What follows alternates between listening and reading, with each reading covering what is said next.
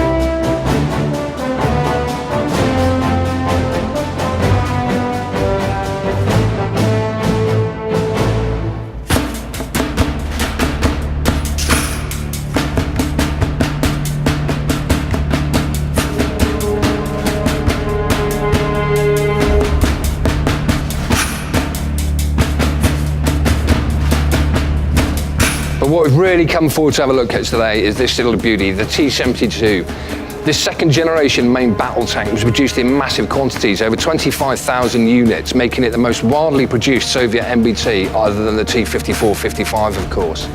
The reason for the production of this was to replace the aging and expensive T-64 Alpha.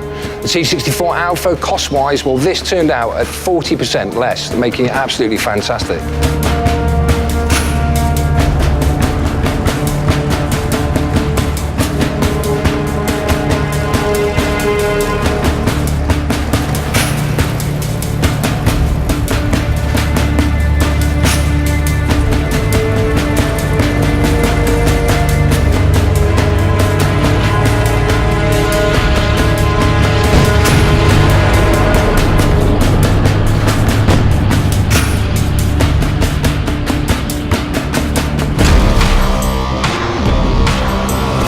Okay, so let's take each part of the T-72 then, look at it in more detail. And the first we're going to start with is the front. And you can see the T-72 very distinctive by the V-shaped glacis plate that you've got on the sloped frontal armour there. Also on the front, you see very, very clearly, we've got a steel tow rope and also two towing hooks left and right at the front of the vehicle. If we look at the driving lights on the T-72, what you have got is across to the right-hand side are very normal driving lights, but of course on this side, you've also got an IR driving light as well. You can see we sweep up to the back, past the V-shaped glacis plate that we've got there, and located smack dab centrally is the driver's position, where the driver actually sits. And again, we'll have a look at that in more detail later on. Just to the side there, you can see the driver's hatch in the open position at the moment. Okay, having a look at one of the sides of the T-72 then. The only difference between the two sides really is this particular one is mostly consisted of the storage compartment. On the other side, which you'll have a look at later on, is where we've actually got the fuel compartment all the way down that side. Dealing with this side, you can see we've got storage compartment, storage compartment, storage compartment down there. We'll have a look down there at the moment.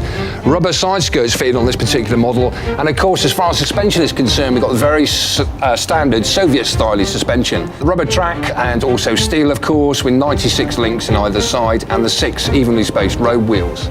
When we're looking at these storage compartments in more detail, if we have a look and actually open one of these, we can see they're absolutely bone design. We've got 7 clips on there, which makes it incredibly hard to open. If you notice this one, when you open it anyway, you can't open it fully because it stops from opening by the snorkel tube, the container for snorkel tube. And inside there, all we would find mostly is the driver's tools and tools for maintenance. Moving further down on back, the final thing we're really going to deal with is obviously the exhaust. You can see there the heat shield above the exhaust.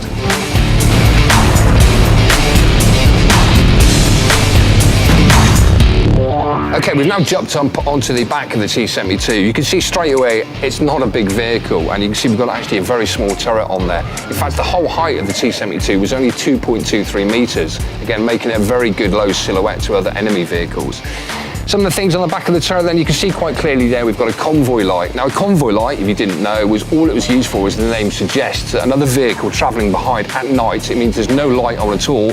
All they can see that the vehicle in front is that very small orange or red light for them to follow. Moving back, we've got another storage bin here. This particular one was used for ammunition, both main armament ammunition and small arms ammunition. And in fact, if we open it up, we can see inside there at the moment, we've got 2 drums for small arms ammunition located inside there at the moment.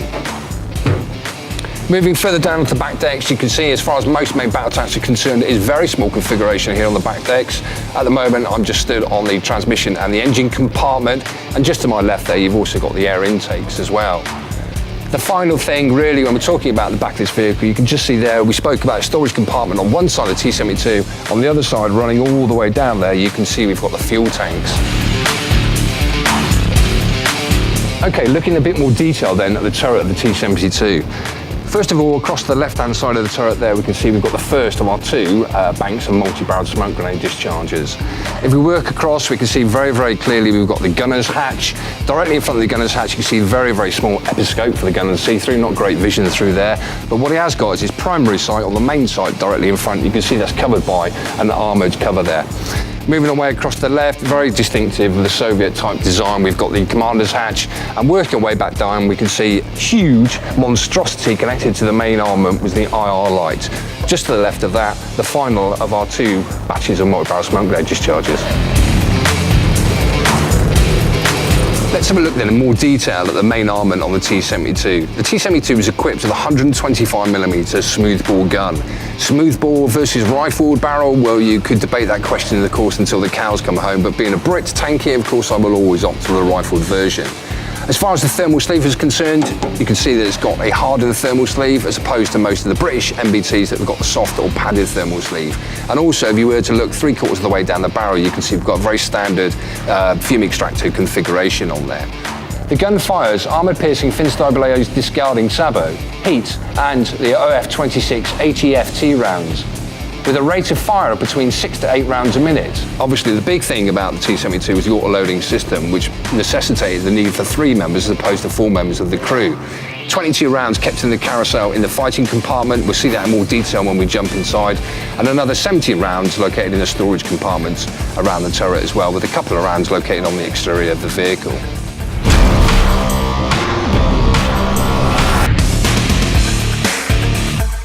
Okay, we've now jumped inside the fighting compartment of the T-72. The first thing you can see there is absolutely no room whatsoever in here, and it is a pretty cramped turret. But of course, because of that, only a 2-man crew in there. The position I'm in at the moment is that of the commander. Some of the controls you can see for the commander up there, straight ahead in front of him we have his sight, primary sight. This particular one is the TKN-3 sight that he's got on there. Also to the left and right of that, 2 very, very simple periscopes or episcopes. Now the whole of the fighting compartment really is taken up with the breech mechanism assembly, which you can see quite clearly here, and also the auto-loading system. And this is where the majority of the space in the T-72 fighting compartment actually is lost to, the auto-loading system. This is all the mechanism that actually loads it, the 2-part ammunition. But you can see that the sheer space inside here is not much at all. It is a very simple layout, very functional, but it's not particularly comfy.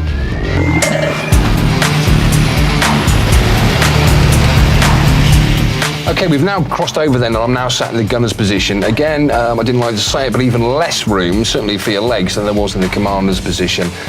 Predominantly taken up by the whole of this position is obviously, of course, the gunner's primary ocular style sight, with one very, very simple prismatic sight, but located to the front of it. If we go beneath that, we've then got the controls for the traverse, that's left and right, and also the elevation controls. And just to the left and right of those, we've also got a manual elevation and a manual traverse hand wheel as well. To the left of those, we've got the gun position indicator, and also we've also got a very, very simple fan to try and keep you cool, obviously. Final thing really to mention while we're in there, obviously we talked about this auto-loading system. You can see another view from the other side of the auto-loading system is the ejection opening, which if you go up to the top there, you can see the ejection opening on there. All right, so that really is the interior of the T-72. It is a very basic configuration. The thing that strikes you most about it is actually the complete and utter lack of space or any sort of crew comfort whatsoever.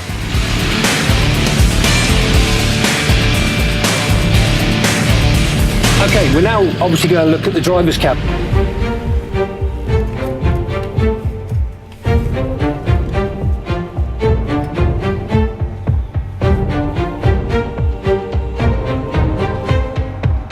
The seat is well padded and comfortable for Soviet traditions and secured to supports bolted directly to the whole floor below. To either side of the driver's feet are the steering handles. The use of steering tillers is one of the more antiquated components of an otherwise fairly modern machine. To the driver's right is his gear shift and components of the NBC protection system. The pedals in front of his seat include the normal clutch, brake and accelerator. The driver has a single vision periscope mounted forward of its overhead hatch. Now there is little room between the hatch and the centered gun tube above that when the turret is centered, the driver has real problems using it. The driver's best chance for an emergency exit is to remove his seat back and squirm into the turret, exiting then up and through one of the turret hatches.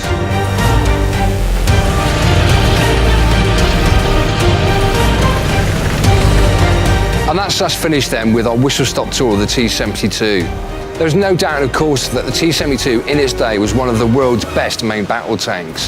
However, without modification and upgrades, it is now really no comparison and no contender for anything out there on the battlefield. With this very poor integrated fire control system, lack of ammunition, and of course, the ability where the ammunition actually catches fire and causes problems inside the turret, it is really now an obsolete vehicle.